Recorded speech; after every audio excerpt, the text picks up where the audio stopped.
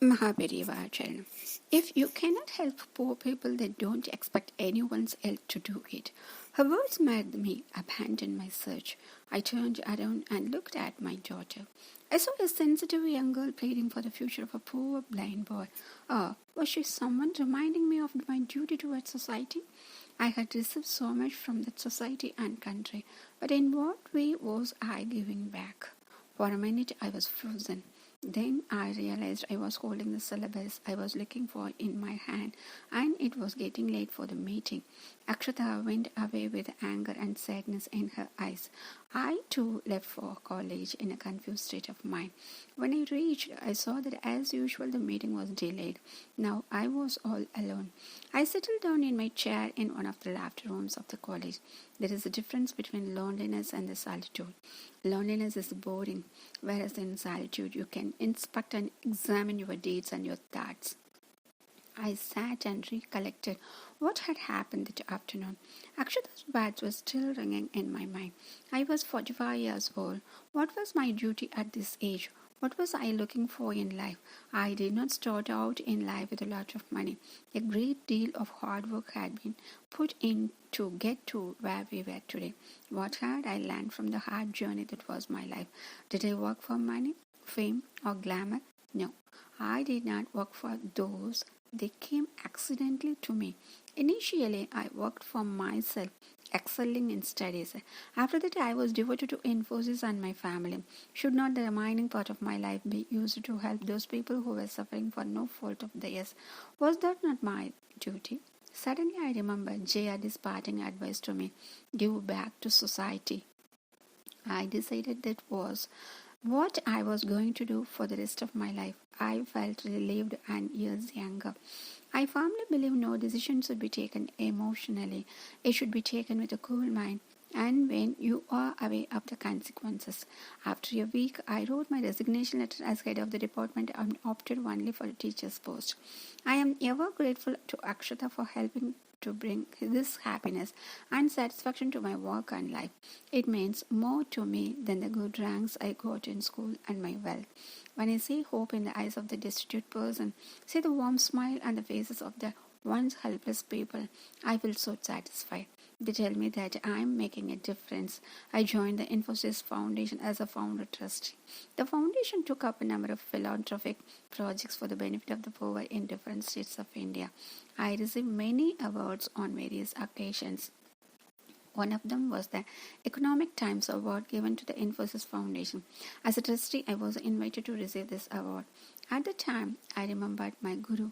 Now she was a student in the US. I told her, at least for one day, you must come for this award ceremony in Mumbai. If you had not woken me up at the right time, I would not have been receiving it today. I want to be present. I will remain indebted to Akshata forever for the way she made me change my life and lesson she taught me. Honesty comes from the heart. One bright June morning 3 years ago, I was reading my Kannada newspaper as usual. It was the day the secondary school leaving certificate result has been published. While columns of all roll members filled the inside pages, the list of rank holders and their photographs took up almost the entire front page. I have a great fascination for rank holders. Rank is not merely an index of one's intelligence, it also indicates the hard work and perseverance that students have put in to reach their goal. My background: I was brought up in a professor's family, and my own experience as a teacher have led me to believe this. Of all the photographs in that morning's newspaper, one boy's snapshot caught my attention. I could not take my eyes off him. He was frail and pale, but there was an endearing sparkle in his eyes. I wanted to know more about him. I read that his name was Hanumantappa and that he had secured the 8th rank. That was all the information I could gather. The next day, to my surprise, his photograph was published again, this time with an interview. With growing interest, I learned that Hanumantappa was a coolie's son, the oldest of 5 children. They belonged to a tribal group. He was unable to study further. He said in the interview, because he lived in a village and his father, the sole breadwinner, earned only rupees 40 a day. I felt sorry for his bright boy. Most of us send our children to tuitions and to coaching classes. We buy them reference books and guides and provide the best possible facilities for them without considering the cost. But it was different for the Hanumantappa of Rampura. He had excelled in spite of being denied some of the basic necessities of life. While I was thinking about him with the newspaper still in my hands, I gazed at a mango tree in my neighbor's compound. It looked its best with a fresh bark, tender green leaves, glistening with the dewdrops and mangoes that were about to ripen in a few days. Behind the tree was a small potted plant that I noticed had remained almost the same ever since it had been potted. It was a calm morning. The air was cool and fresh. My thoughts were running free. The continuous whistle of our pressure cooker broke the silence, reminding me that half an hour had passed. Hanumantappa's postal address was provided in the interview. Without wasting much time, I took a postcard and wrote to him. I wrote only 2 lines saying that I was interested in meeting him and asking whether he could come to Bangalore. Just then, my father, ever a practical man, returned from his morning walk. He read the postcard and said, "Where will he have the money to come so far?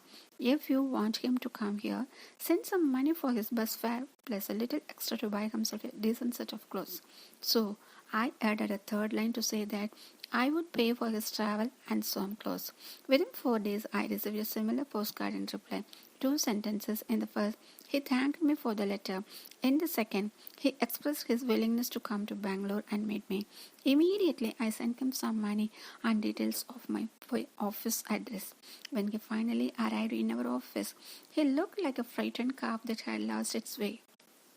It must have been his first trip to Bangalore. He was humble. He wore a clean shirt and trousers, and his hair was neatly parted and combed. The sparkle in his eyes was still there. I got straight to the point. "We are happy about your academic performance. Do you want to study further? We would like to sponsor you. This means we will pay your fees for any course of study you wish to take up, whenever it may be." He did not. Wherever it may be, he did not answer. My senior colleague, who was in the office with me, interrupted with a smile. "Don't go at the speed of bits and bytes. Let the boy understand what you are suggesting. He can give us his answer at the end of the day." When Anandappa was ready to return home, he said in a low and steady tone, "Madam, I want to pursue my studies at the Teachers Training College in Bellary. That is the one nearest to my village." I agreed instantly but spoke to him a little more to find out whether there was any other course he preferred. I was trying to make it clear to him that he would pay the fees for any course he might choose. The boy, however, seemed to know exactly what he wanted. "How much money should I send you per month? Does the college have a hostel facility?" I asked. He said he would get back to me after collecting the correct detail. 2 days later, he wrote to us in a beautiful handwriting that he would require approximately ₹300 per month. He planned to take a room and rent and share it with a friend. The 2 boys would cook for themselves in order to keep the expenses down. Mahaparivarjanam.